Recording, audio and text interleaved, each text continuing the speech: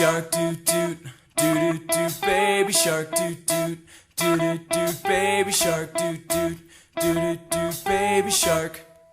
Shark attack, doot doot, doo doo doo, shark attack, doot doot, doo doo doo, shark attack, doot doot, doo doo doo, shark attack. Lady bobbin' doot doot, doo doo doo. Well, happy Schlock of July, everybody. What is up? We have a very special movie for you all. We are talking about the 1975 summer movie of all time, Jaws, the original, the OG shark exploitation movie. What is up? I am Darby Ellis Lewis Wilson. I'm with Chris Anonymous, and we have a very special guest with us, Lance, the Obscure Movie Guy, coming all the way over from the Lance, the Obscure Movie Guy YouTube channel and podcast. What is up, dude? Thank you for coming on to the show with us. I'm very glad you guys asked me to do this. I'm super excited to be here. Tell us a little bit before we jump into everything, because we have a lot to talk about with Jaws. Tell us a little bit about your channel and what you do, how you got into this gig. I mean, my channel is actually a lot like yours. I just don't have anybody else to talk to about it. But, I watch a lot of obscure movies, obviously, hence the name. And, a lot of them are just so bad that they're good. And I really honestly, I started doing it because I was getting kind of tired of just seeing all of the political crap online, and just wanted to try and get people to talk about something else, just in general. And that was really my get-go. I did like a video and got like 100 views, and I was like, I'll just keep going with this. Why not? Yeah, why not? We're building community, man. We're meeting cool people and doing cool absolutely things. So you have you've told us I won't dox you online, but I just so happen to know that you live near where beaches are. Is that correct? Yes. Have you lived there all your life? No. I live in Florida. I'm about 25 minutes from Daytona. I've been here about 18 months. And before that, I was in Maryland and was about 2.5 hours from Ocean City, Maryland. So I've been around the beach a lot and luckily never got attacked by a shark. Okay. So no shark incidences. No shark incidents. Okay. All right. Good, because I wouldn't want to trigger anyone. So this movie, it only costs about $7 million to make. And Chris, off the top of your head, how much money do you think it made, domestically or worldwide? I've seen other figures before, but wasn't it around like 200 million or something like that? Pretty close. $265+ million domestically. So rounding up closer to 300 million. Wow. Domestically, around 477 million worldwide. And it stayed like the number one movie in America for like 14 weeks straight. How many months is that? That's a lot. Months. Yeah, that's months. So I didn't realize this. But yeah, this was the first summer movie. So I guess it's completely opposite of how it is now. It used to be in the summer, they used to dump all of the bad movies because they thought that it's summer. People don't want to go to a movie theater. They want to go to the beach. They want to go camping. They want to do outdoor things. So we're going to put all of our good movies during like the fall and winter seasons. This movie changed all of that. So many people came in and started watching that. Summer is the time for big releases now. So this movie, very big cultural phenomenon. Yeah, and we've talked about touchstone movies like that before, and how like they become entangled with like their own cultural impact, and how like they become harder to talk about as movies in themselves sometimes. But yeah, this is definitely a touchstone. Yeah, it changed the game for sure. And I got to tell a quick story really quick. So in 5th grade, I had never seen Jaws. In 5th grade, I had to write like a fictional story assignment for class. And a thing that was really cool to all of the 5th grade boys at the time were orcas, were killer whales. And so I'm like, okay, I'm going to write like an action killer whale thing. Also, at the same time, my mother, she worked at a place called MS Oxygen. They sold oxygen tanks. And I was told all the time, don't jack around with the oxygen tanks because they could explode if fire is nearby. Or if you like knock the top off of them, they'll like turn into missiles and shoot out. And I thought, okay, so there's like scuba gear and stuff. I bet they could kill this orca by firing off an oxygen tank missile at it.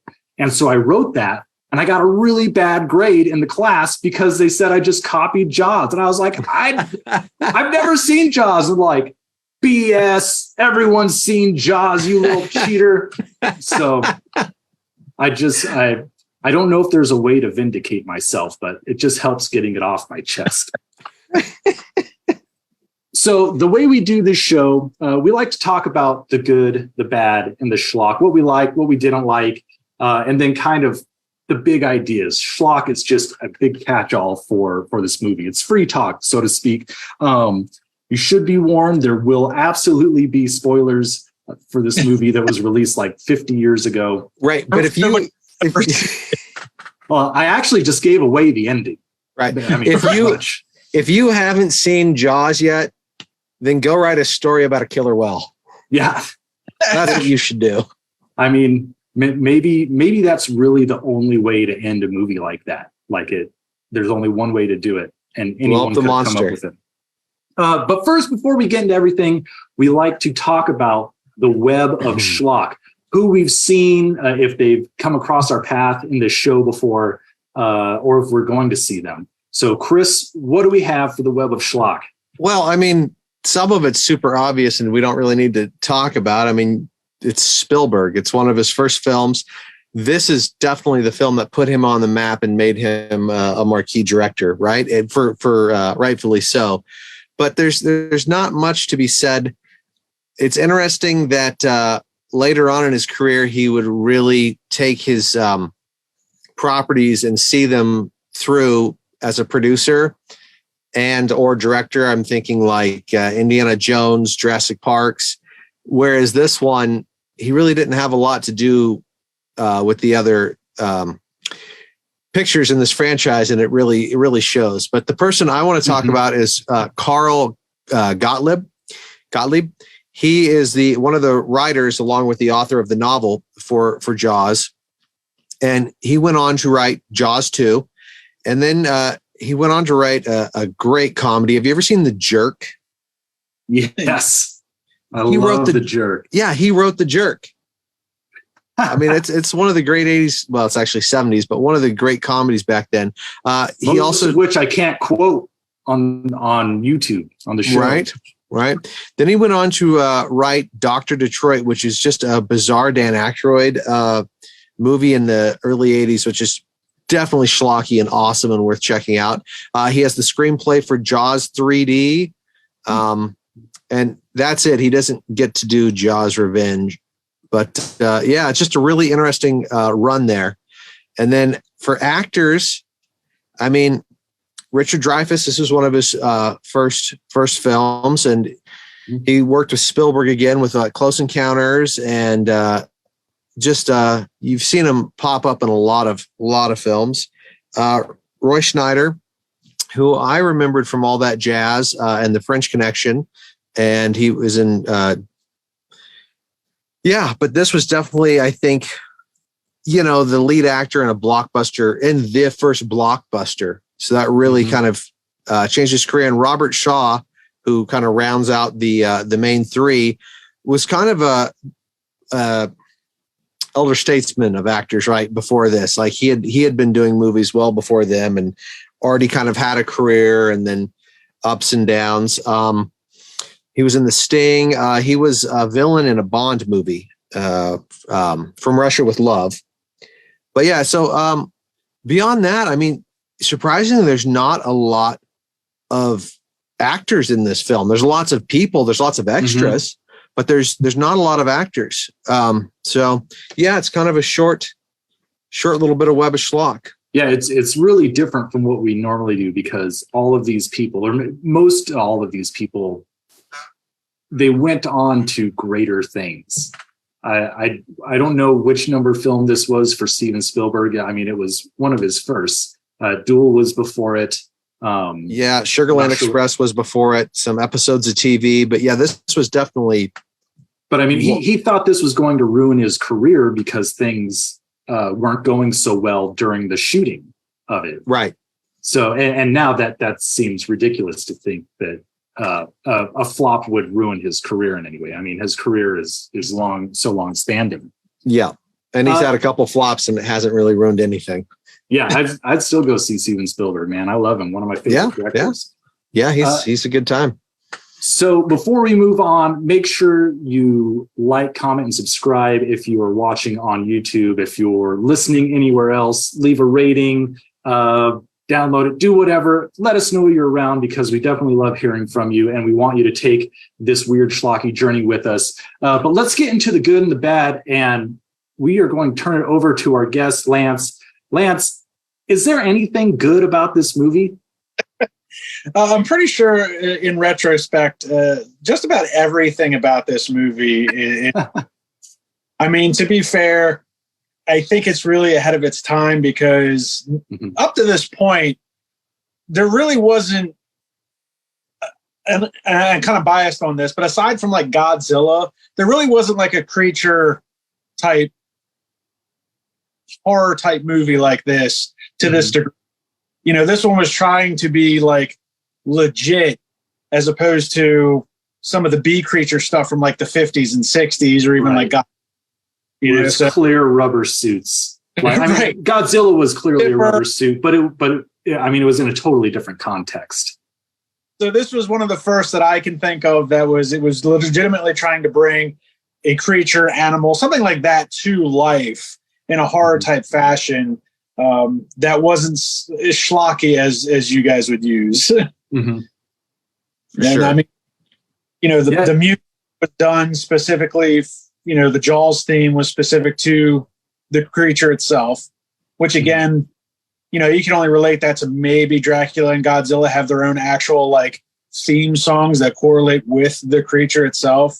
Mm-hmm. And I mean, obviously the shark, while by today's standards doesn't look great, but in 1975, that looks pretty legit.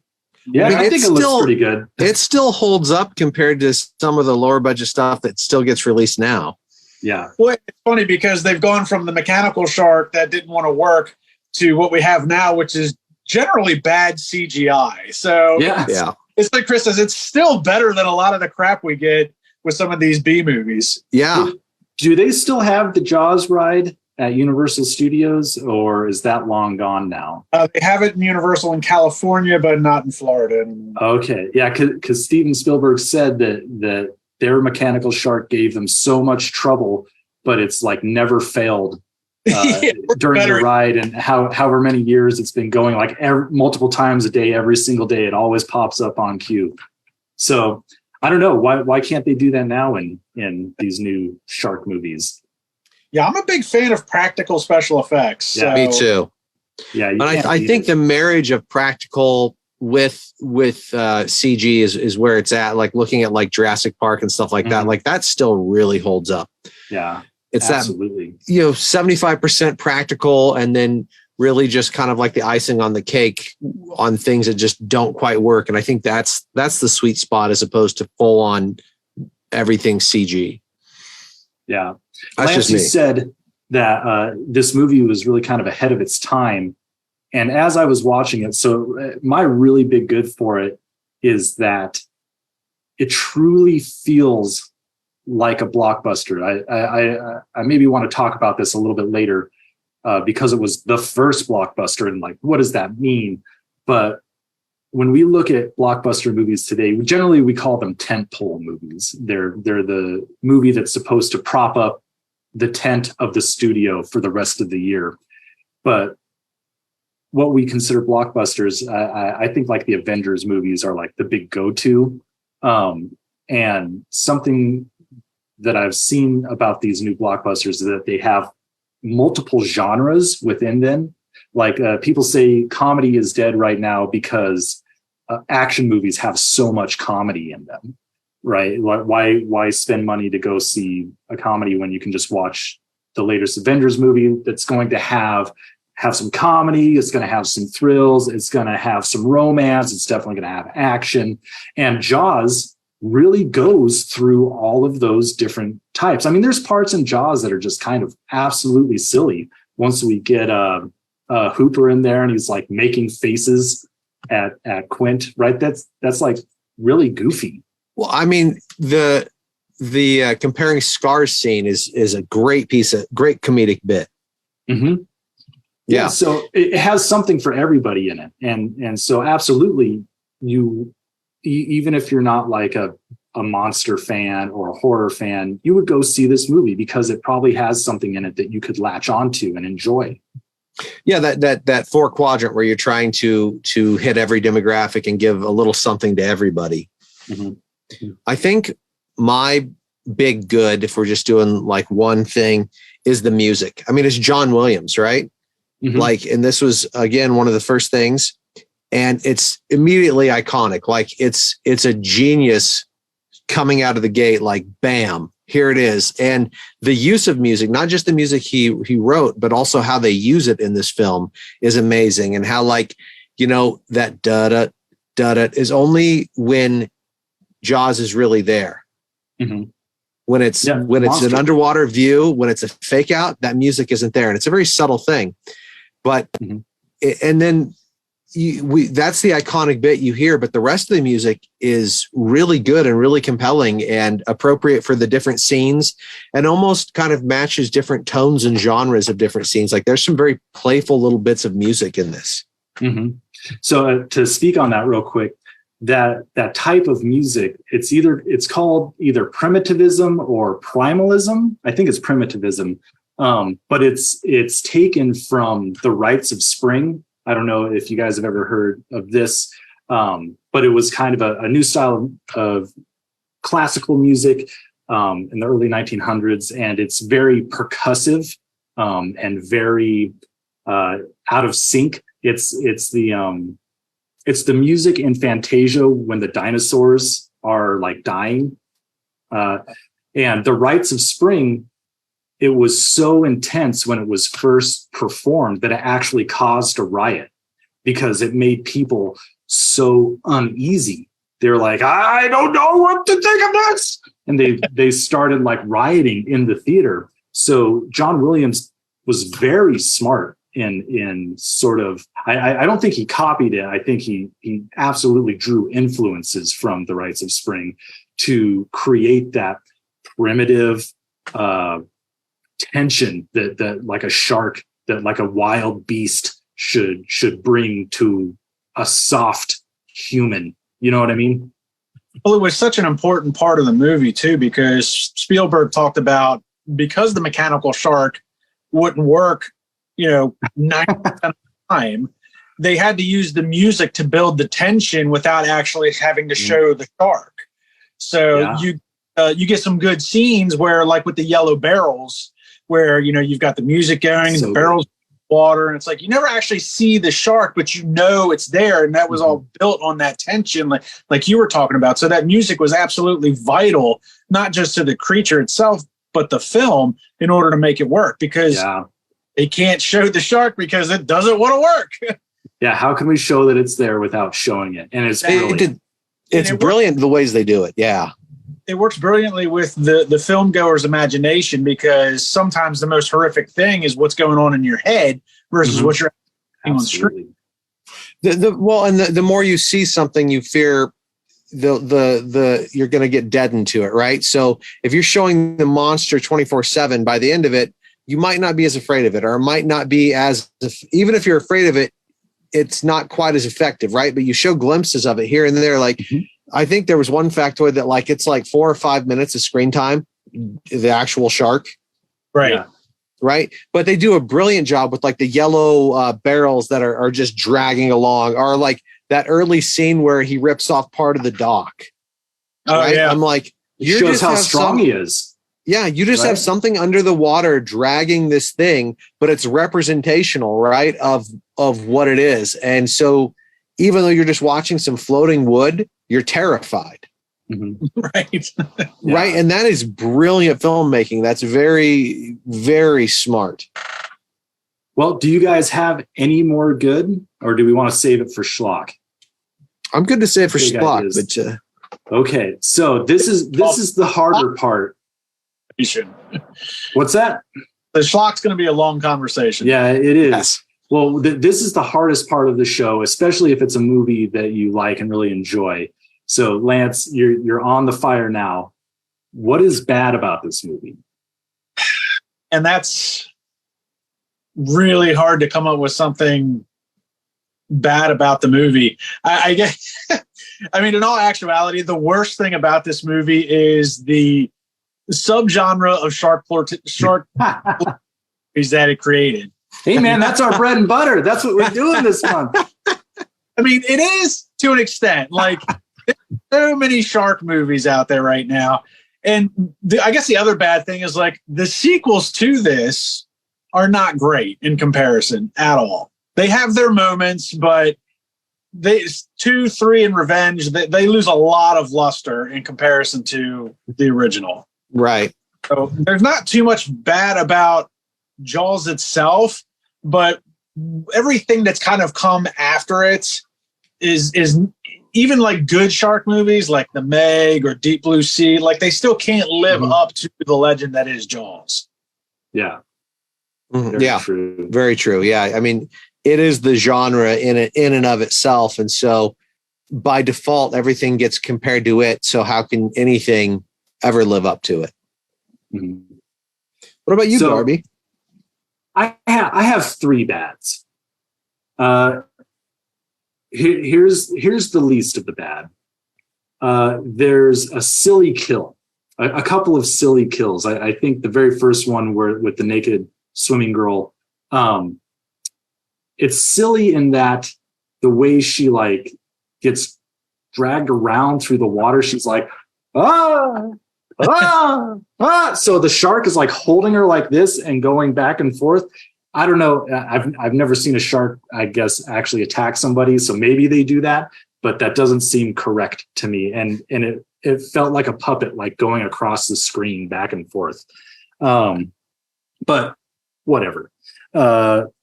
The other bad is the second half of the movie. It's a little bit slow for me. I understand it. It's like this cat and mouse game that they're playing with the shark. But it feels like it's kind of a wholly different movie. And I think that if they wanted, they probably could have cut an hour out of that, at least 30 minutes. And my third bad, my biggest bad, but again, I understand, is that the dialogue is very distracting. I saw a meme the other day,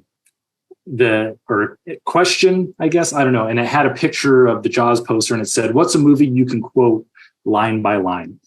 And watching this movie this time, I was like, I don't know if I could repeat any dialogue in this because everybody's always talking over each other. The crowd is always talking. Yeah, that's like the only line that someone else isn't talking while the main person is talking. So there's just like all this clashing dialogue, which I understand why it's there. I mean, it's to show like how crazy everything is and how upset everyone is. And I mean, as far as screenwriting goes, that's a pretty big deal to have all of this different dialogue going at the same time. I don't know how much they were doing things like that back then. But for me personally, it's hard to like really pay attention to what's going on or really follow what's going on. Because there are a lot of setups and payoffs in this movie, in dialogue, in what people are doing. And if you can't hear it, I don't know if you can appreciate it on a first watch. Okay. So what do you got? You're going to need a bigger boat is one of the most misquoted lines in cinema history, because everybody, we're going to need a bigger boat. And it's like, it's not we're, it's you're going to need a bigger boat. Yeah. Yeah. And it's funny because he keeps saying it like, should we get a bigger boat? Can we get, I think we need a bigger boat. The shark is bigger than our boat, people. We got to go back.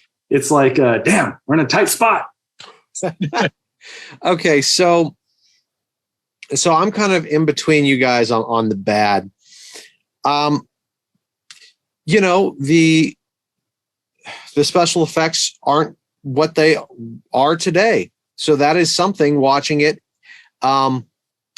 it affects you differently watching it now. And I still think they're really solid and amazing for the time.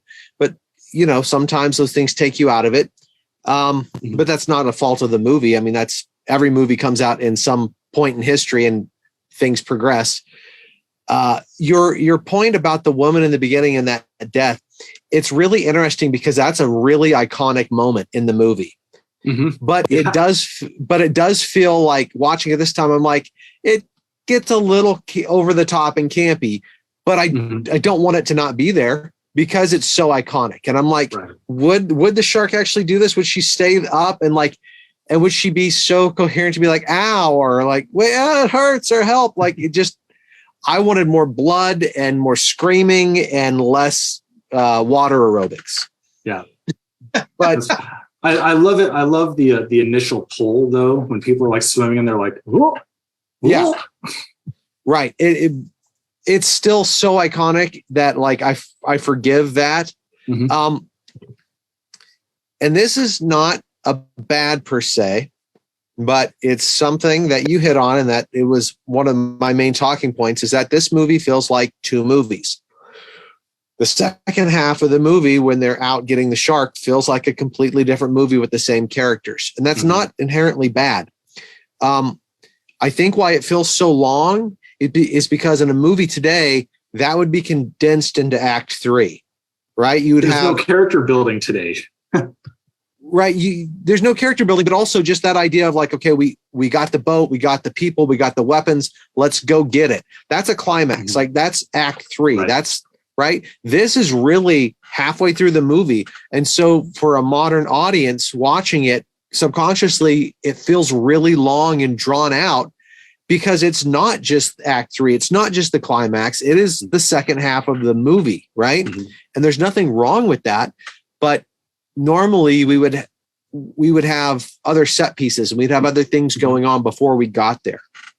And so it's just really interesting that it feels very divided. And then I think both halves hold up really well, but then you have the problem of movies like Full Metal Jacket, which both halves are amazing, but the first half is one of the best things that's been ever filmed. And so the second half pales in comparison, even though it's amazing. Right. So like, there's that whole idea of like, we have sharks on the beach and everyone's screaming and running. And it's about red tape. And the humans and the mayor is more, they're more of the villain than the shark in the first half. And then the second half is like almost a revenge flick where it's these three guys out to kill this shark and they're in over their heads. And so I agree with you that it feels like two separate movies, and the second half feels longer than it should be, even though I don't think it is, because I love all those character moments. I think the reason it feels that way is because in a modern movie, that would have been the last 20 minutes of the movie, not a whole hour of the movie. Well, is this back when were they still doing intermissions at this point in time? Not so. No, I don't think so. I mean, for like a really, really long epic, they might have been still, but no. Yeah. Well, it seems like it would be really appropriate if you played the first half and then you had like a 5-minute break or whatever, and then you came back like, okay, now the conclusion for another hour. And then, so my last bad, which is, it's not a bad, it's just viewing it through modern eyes, is that this set up blockbusters, like you said, but it's really interesting because some of the beats in there and some of the things you would not see in a blockbuster today. There are moments when it sets up character and it's very leisurely in its scenes and how it plays out and how different characters interact and what scenes are in there. And it became the template for blockbusters, and it is a blockbuster. But if you were to take the template of a blockbuster today, there's a lot in this film that would get put on the cutting room floor. Not that it should, but it would. So watching it from our eyes now, it just feels like, oh, that's weird that you stayed on that, or that we have this weird intimate moment at the dinner table, or like, so yeah. So it's not bad, but it pulls me out of the film a bit just because it's so different from what we have now, and probably better. But yeah, that's really all I have. Well, let's move into Schlock, because I think I have a good way to transition this. The movie, it has a lot of different character moments in it. While they're on the boat, we first see them all getting on each other's nerves, and then later we see them starting to get more cohesive. They're working together better. They like each other better. But then Quint, he starts smashing the radio because he's going crazy and stuff. And to me, it feels a little like it's throwing some of that stuff away. Like had he been a jerk the entire time? Again, maybe I'm in the mindset of it's a third act when really it's not. But apparently, so this was adapted from a book. And apparently there's a lot of stuff going on in the book that is not going on in the movie. For instance, I guess there is a love affair between Hooper and Brody's wife, the wife Brody. And this is where I want to steer this to a little bit more. The mayor. Why is the mayor such a dick? Right? When I'm first watching it, I'm thinking like, I sort of understand shark attacks are like pretty uncommon. So it would be quite overkill to just immediately shut down the beach. I think there's some other measures you could take. But I was really trying to like root for the mayor up until a very certain point. But apparently in the book, he is being blackmailed by the mob. And that's why he wants the beaches open, because the mobs have like some sort of real estate deal and they need people to be on the beach. And so the mayor has to get people to the beach, which that's not in there. So I want to remake this movie, not Jaws, but the book Jaws, but it just focuses on the mayor's dealing with the mob and the affair that she has. And it's just this really like Southern Gothic drama. And you never go to the beach. You never see a shark. You talk about them going out like, do you have to go with them or can you stay here? Can they go hunt the sharks themselves? And it's just this really, really long character drama called like, not Jaws, like Oscar bait. Yeah. The other Jaws. But I knew that there was a lot of subplots from the book that were completely missing from the movie. And there'd be no way to cram them all into the movie in order to make it work. Yeah. And you know what? I don't want to see that. I want to see a shark eating people. I guess. See. Well, and that goes to like the idea of a horror movie or a thriller is streamlining that, right? Mm-hmm. We don't need that for a shark to kill people and people to be scared. We don't need these subplots. Right. Well, and so here's the thing that, I was trying to root for the mayor. Poor guy's being blackmailed by the mafia, whatever. Here's the thing that pushed him over into the villain territory for me. He didn't want to shut down the beach for 4th of July because that's how they make all of their money. They're an island town. They need all of those people there to make money, to sell food in restaurants and sell tourism. Yeah, tourism. Here's my big problem. All of those people come to the island. They're there. They're sitting on the beach. They're not going into the water, but they're there. The mayor, he goes around. He's like, why aren't you in the water? Go swimming. Everybody get into the water. Why does it matter if they're in the water or not? If they're there, they're buying things. They're contributing to the economy. Why do they need to be in the water, mayor?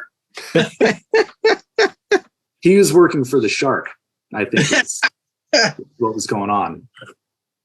Which coincidentally could be loan sharks from the mafia. That's the sequel. Yeah, wait, we call it Loan Shark. Well, so pay up. I got a shark in the basement, and I'm going to feed you to him. So I got a question for you. The shark, Jaws. Do we call the shark Jaws or do we call it Bruce? Bruce. I don't know. Bruce the shark. What is the shark's motivation? I think we've kind of talked that this is sort of a creature feature. We could get into that more if we want, but usually creatures and creature features have some type of motivation or contributing factor that is making them the villain. What's his motivation? Like, why is he here? I have like two answers, but I want to hear what you guys think.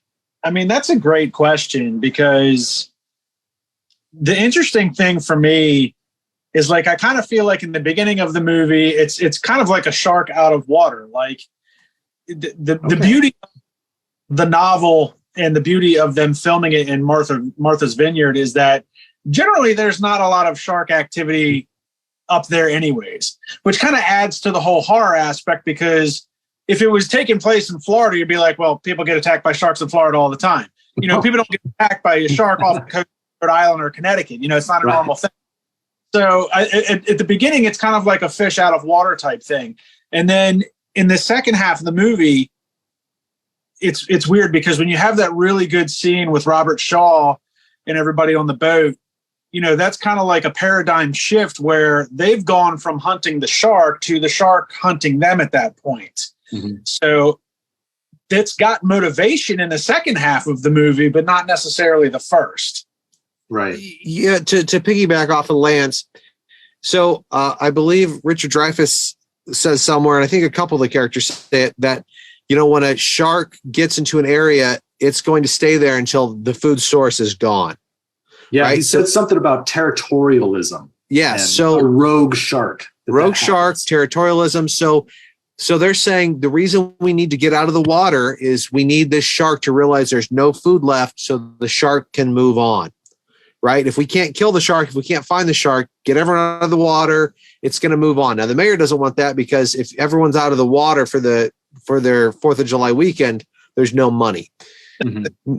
But so the motivation is, if it's in the water, it's going to eat it because it's hungry. But then I agree with Lance that in the second half, it's more than hunger. And even in some of the kills and the way the kills are done, it seems like it's having fun. And that's a trope of horror movies, I think. You know, like a lot of like your slashers and stuff, it's usually just a straight up kill. That's what they're doing. They just want to go kill, right? It's that unhuman beast that just has a desire to kill, and it just moves like a shark and never stops, and it kills and moves on. But the problem with a lot of these horror movies is that you start to feel like the main bad guy is enjoying it.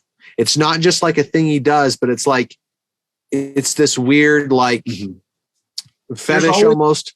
Of like pleasure to it. There's and not just the pleasure of like a good meal, but like the pleasure of toying with it, like a cat might. Mm-hmm.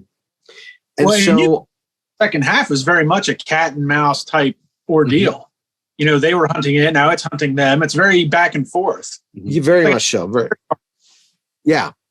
So, but the problem is a lot of these horror movies, you don't understand why they're having such a fun time doing it, unless all these movies are saying that it's fun.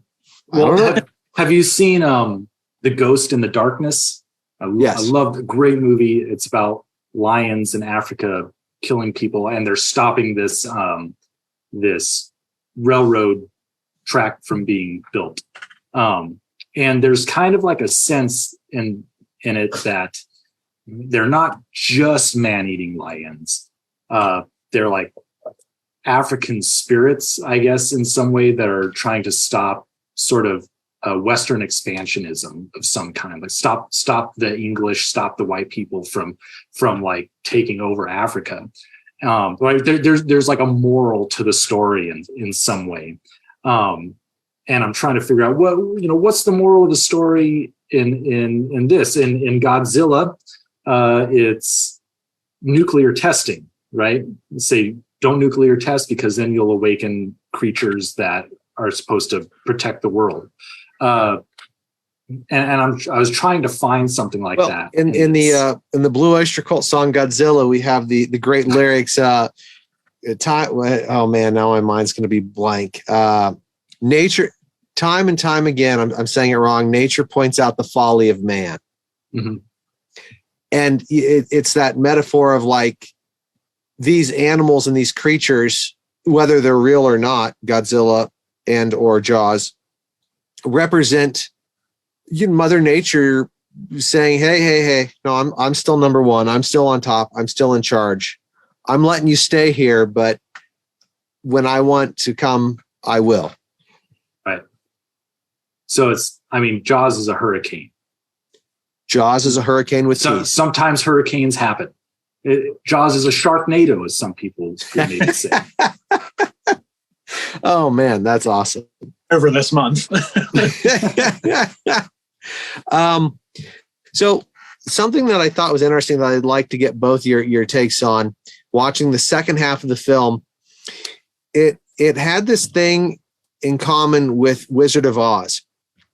And it's an allegorical nature of it. And I don't understand what this is an allegory for. Again, this is similar to your question, Darby, of like, what's the motivation? What's this about?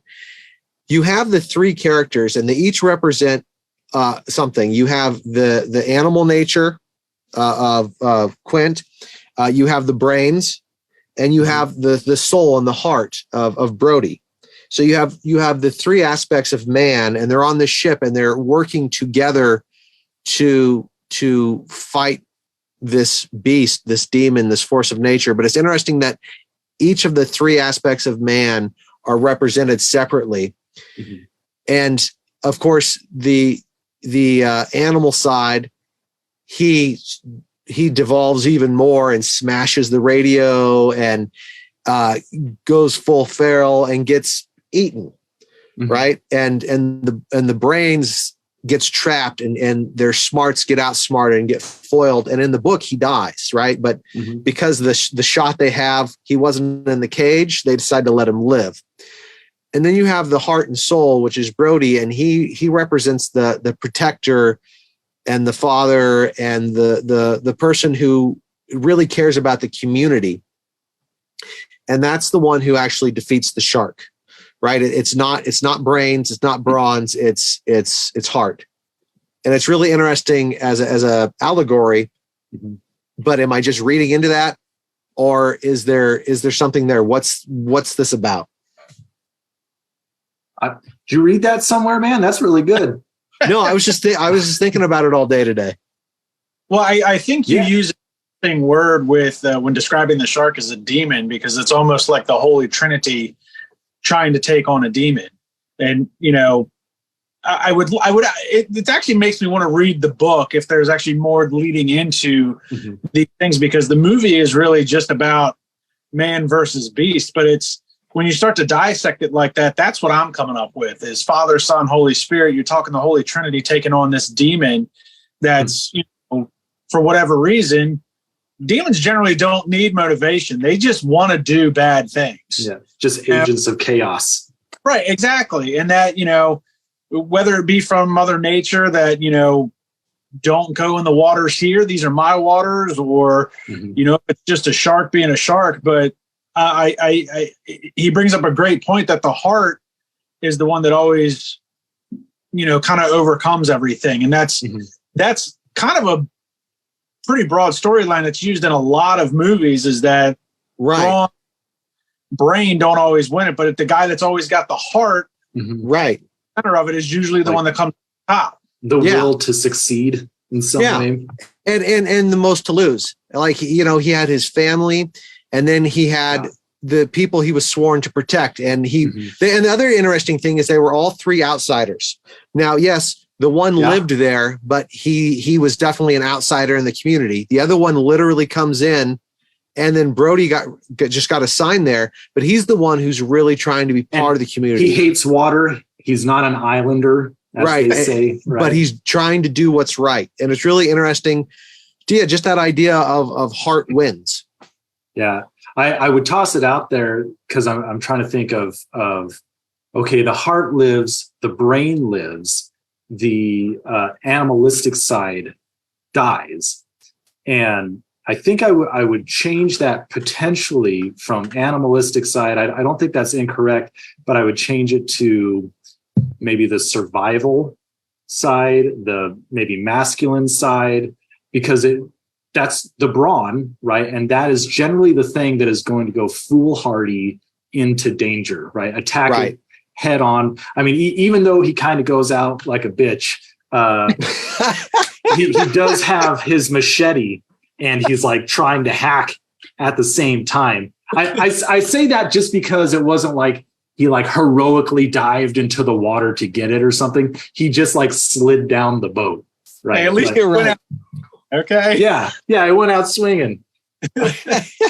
but that is that character's approach, right? Is to go out swinging, be brawn, be tough, destroy the radio. We can take care of this, right? And it felt like, since they were on a ship, and that ship was a unit, and it's called Orca. It's a creature in and of itself. It felt like they were parts of a whole. Again, representational, and that's where the allegory I feel comes from. But again, I think we've talked about this before. Of like a lot of horror films feel like allegories that you don't quite know what they're representing. Mm-hmm. Well, but that doesn't make them less effective. I think there's a lot of vengeance in it for Quinn as well, which is why he destroys the radio, because of the whole USS Indianapolis thing. Like he wants, like, him getting back at that shark is going to resolve all of his PTSD and inner feelings from dealing with, the Indianapolis in World War II. That's why he crashes the radio, kind of goes crazy. Like, we can take care of this ourselves. I feel like there's that sense of like, if I can do this, it'll center me, but it'll heal me. Yeah. Mm-hmm. Yeah. Cause it feels like almost the parts of the being are separate. It's also interesting that I think that Indianapolis speech really speaks to his character and his fear, but also when they go to visit him in his area and you see all the shark skeletons that he has. Yeah. All the jaws that he has. Yeah.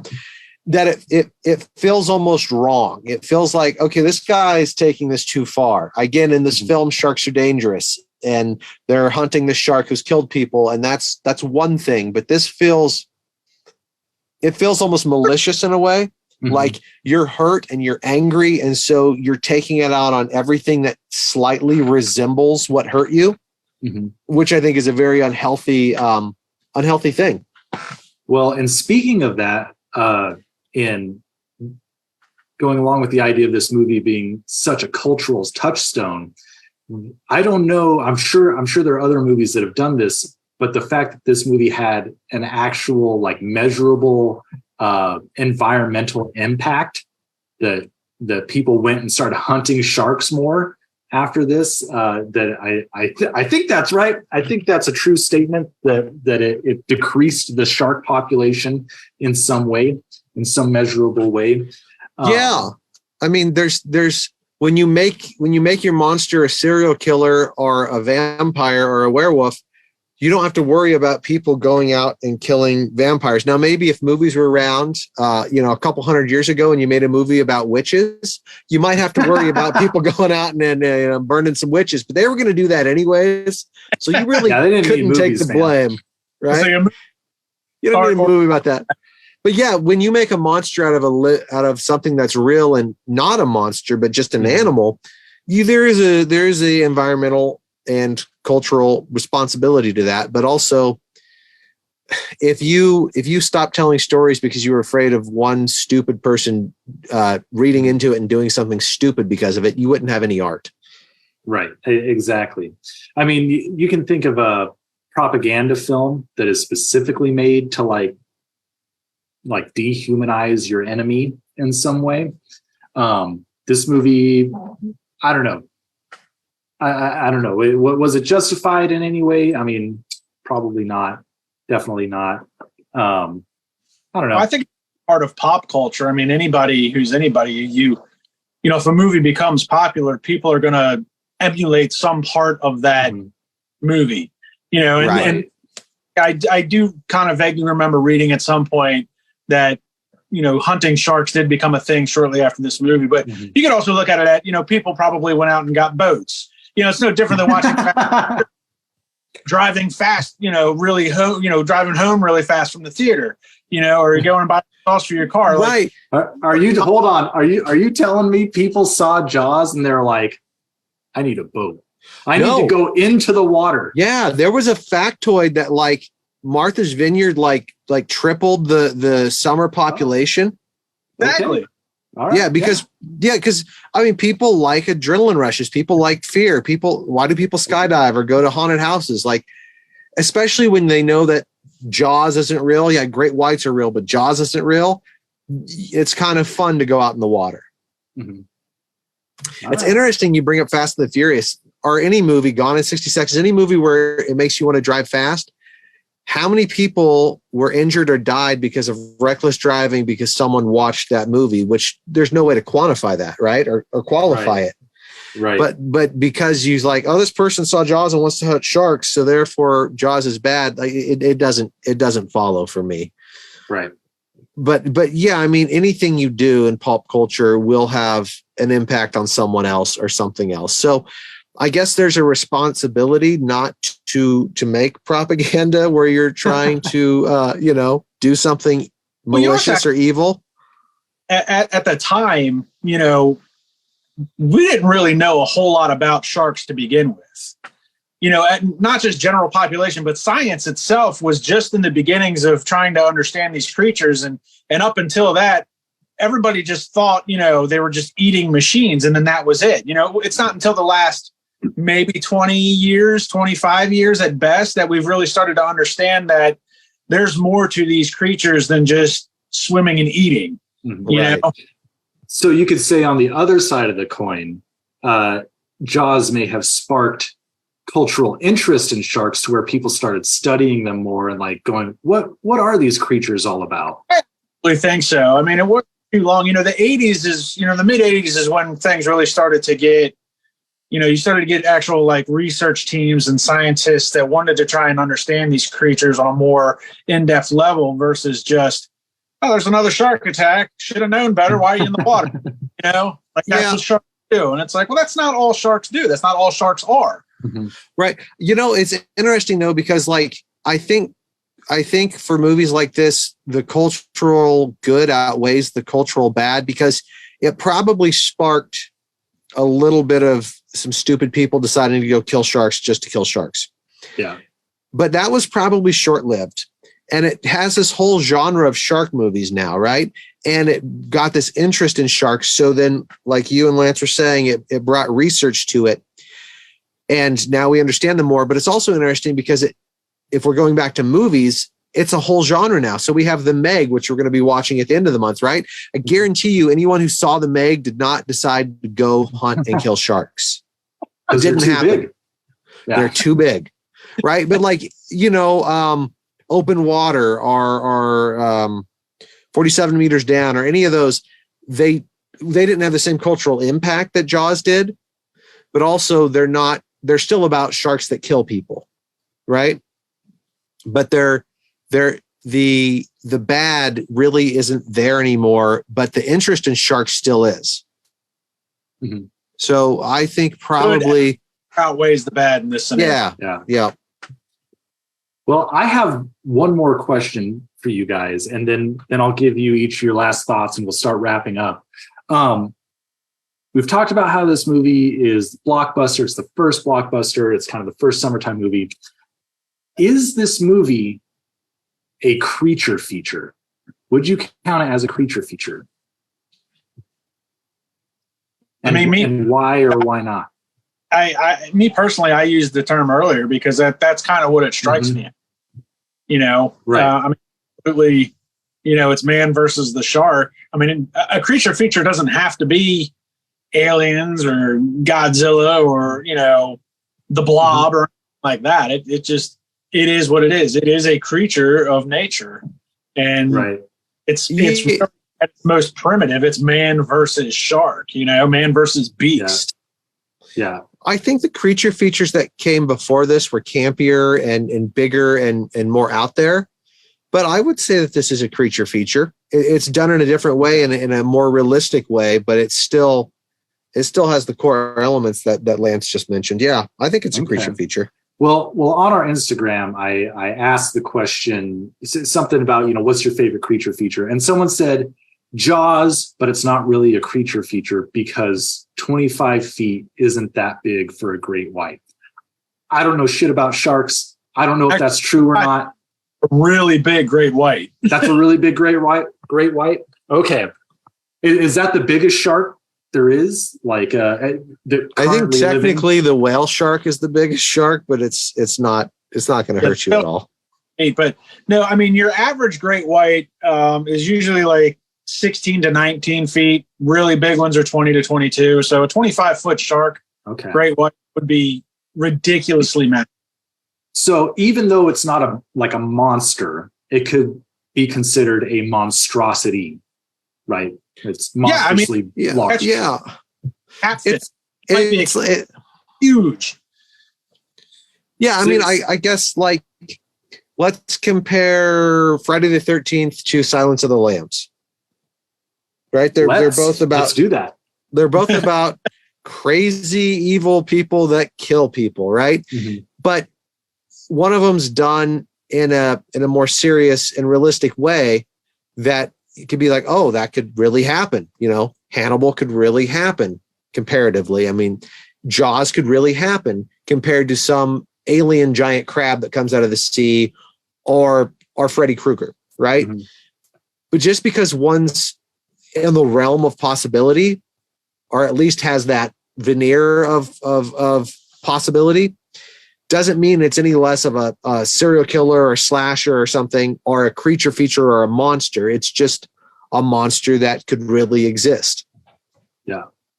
All right. And to be fair, I think by comparison, they were probably saying 25 feet isn't big in comparison to like King Kong or Godzilla or like a werewolf or something like that. It's right. Big as art goes, but it might not be big as far as a monster is concerned. Yeah. Right. Fair enough. Okay. I just wanted to throw that out there. I wanted to settle the debate. We got 3 out of 3. 3 out of 3 experts agree. Jaws is a creature feature. So yeah, let's start wrapping it up with some last thoughts. Chris, let's hear your last thoughts first, and then we'll move to Lance, and then we'll talk about what's coming up next. And it's, if you haven't seen this and you're writing a story about a killer orca and you're going to kill it with some oxygen bottles, you should. I maintain that's a cool kill. That's a cool kill. You should watch this movie. If you like movies, you should watch this movie. If you like horror movies, you should watch this movie. If you like Spielberg, you should watch this movie. You should just watch this movie. The one thing that we didn't mention that I love is the Spielberg is a very good director, but he also feels normal, feels like safe in a good way. But there are moments like the shark shot, like not the shark shot, but the Jaws shot where that zoom pan, like that's amazing. Like those things. And he doesn't do it all the time, but when he does it, it feels like an exclamation point. And so, yeah, it's a really beautifully directed film and there's some amazing shots. And we didn't talk about that a whole lot. So I just wanted to give a shout out to someone who already knows he's amazing. If you're listening, Steve, we love you. We love you. Lance, what are your final thoughts? What do you have to say about this movie? I mean, there's just so much to talk about with it. It's one of those films that, they went through a couple of different directors before they landed on Spielberg. They went through a couple of different, big name actors before landing on, Schneider and Dreyfuss and Shaw. And it's one of those things that, like, had any of those things been different, this movie wouldn't be what it is. It's just one of those movies where everything absolutely clicked, from actors to the director, to the music, to the timing. And again, I want to go back to, it was ahead of its time. You've got this giant mechanical shark that, granted, it didn't work great, but, part of the reason that they chose Martha's Vineyard is because one, the locale is kind of close to what they were describing in like the Hamptons in the book. But apparently in Martha's Vineyard, there's like you can go 2 miles out and the ocean is still only like 30 feet deep. Mm-hmm. So it's not so deep that they couldn't work, but deep enough that they could use the shark. And that says a lot, because you got to understand this movie was coming out. They hadn't come out with like giant horizon tanks is what they're called in the film mm-hmm. studio. Yeah. You know, the ocean. They hadn't really come out with that until like Raise the Titanic in the early 80s. So, you know, he's pushing the boundaries of what he could do, you know, especially in like legitimately the ocean. Yeah. Yeah, no. In the ocean, like one of the most dangerous places on where planet real great white sharks are. Yeah, for sure. Well, I mean, we are going to start. That shark's bigger than all the other ones, so it would have scared the real ones off. Right. We are going to start wrapping up. Guys, if you haven't been paying attention to our social medias, what we are doing is we are doing Shark Month. We are watching a shark movie every week of this month. Next week, we have Shark in Venice, and it's going to be a very special boy's happy birthday that day. So make sure you tune in, watch us live on Facebook or on YouTube the next day. If you're an aspiring filmmaker or you just love weird movies, make sure you come and check us out and take the journey of schlocky movies with us, because they have all sorts of great things in them. I am Darby Ellis Lewis Wilson. This is Chris Anonymous. Below me is Lance the Obscure Movie Guy. I'm going to put a link to his channel in the description. And we will see you next week with Shark in Venice. Bye! Schlock, schlocky, schlock, schlock. I am compelled by schlock. Compelled by schlock. Impelled by schlock. Wait, no.